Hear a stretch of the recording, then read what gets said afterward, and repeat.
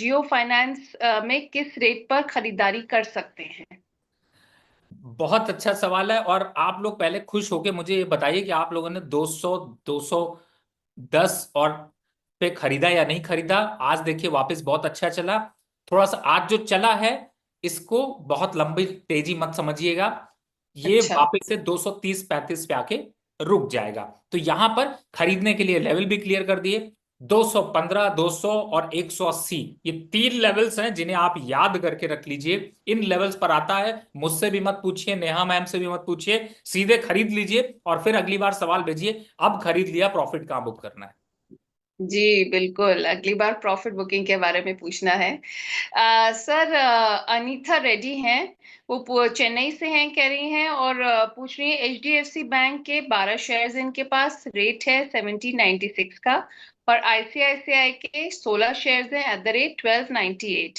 तो वो आपकी एडवाइस चाह रही हैं। देखिए इस समय अगर मैं एचडीएफसी को देखता हूं, तो आपने देखा होगा कि फिलहाल इंडसइंड बैंक में थोड़ी सी गिरावट आई है, उसके बाद एचडीएफसी में थोड़ी बाइंग आ गई, उसके वजह से ये रेट थोड़े ऊपर हो गए। तो आपको एक मौका दे रहा है कि 1720 और 1740 नोट कर लें आप सभी लोग। एचडीएफसी बैंक को 1720 और 1740 पे आप लोग अगर प्रॉफिट में हैं तो सौदा एग्जिट कर लीजिए, काट लीजिए। और यहां पर थोड़ा सा वेट करिएगा, ये करेक्शन दिखाएगा। दूसरा स्टॉक है आईसीआईसी बैंक।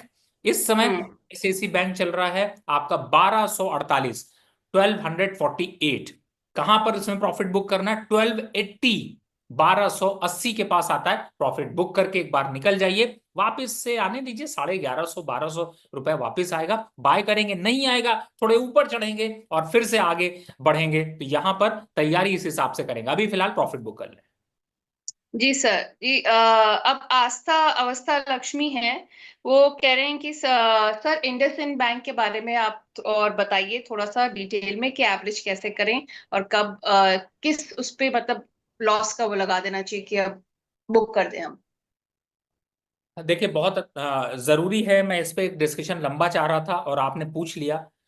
इस समय हुआ क्या है, नेहा मैम, इंडसन बैंक ने ना बड़ा कॉन्फिडेंस दे करके इसने हाई बनाया 1400 रुपए का, यानी 1400 का। और आज का रेट है 685, यानी कि 50% स्टॉक गिर चुका। अब क्या चल रहा है? चल रही कंट्रोवर्सी। हाँ। कई चीजें हैं, फंडामेंटली कुछ खराब चीजें हैं, टेक्निकली तो खराब है ही है। आप लोगों से रिक्वेस्ट है, ये पुल बैक का इंतजार मत करिए। इस स्टॉक को थोड़ा बहुत ऊपर अगर मिलता है, 700 के पास मिले, 680 चल रहा है, यहीं पर एग्जिट कर लीजिए। क्योंकि ये नया यस बैंक या फिर नया पीएनबी ना हो जाए। आप लोग जाकर उस चार्ट को देखिए तो आपको समझ में आएगा कि क्या हो सकता है। अब आते हैं कि आप को लॉस बुक करना बहुत मुश्किल है। ऑप्शन क्या है? देखिए इस समय 685 चल रहा है, एसबीआई चल रहा है 700 रुपए। 10 15 रुपए का फर्क मत देखिए, उस पे चले जाइए, रुक जाइए वहां पर। अब इंडसन बैंक पे जब कोई यहां पर पॉजिटिव मोमेंटम बनेगा या कुछ और नीचे गिरने के बाद अट्रैक्टिव लेवल्स आएंगे, तो हम वहां खरीदारी कर लेंगे। क्या लेवल्स आएंगे जान लीजिए आप। हो सकता है मैं आपसे ये बात कर रहा हूं और कल ही ये 700 रुपए आ जाए।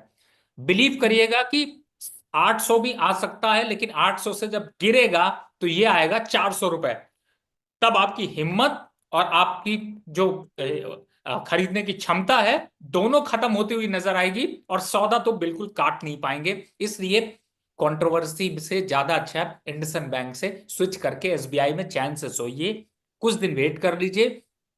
अगर रिवर्सल आया तो ले लेंगे, नहीं आया तो नीचे मिलेगा और नीचे खरीदारी करने का मौका मिलेगा, ले लेंगे। लेकिन तब तक मैनेजमेंट की क्लियरिटी यहां पर होने दीजिए, उसके बाद ही इस पे एंट्री करिए।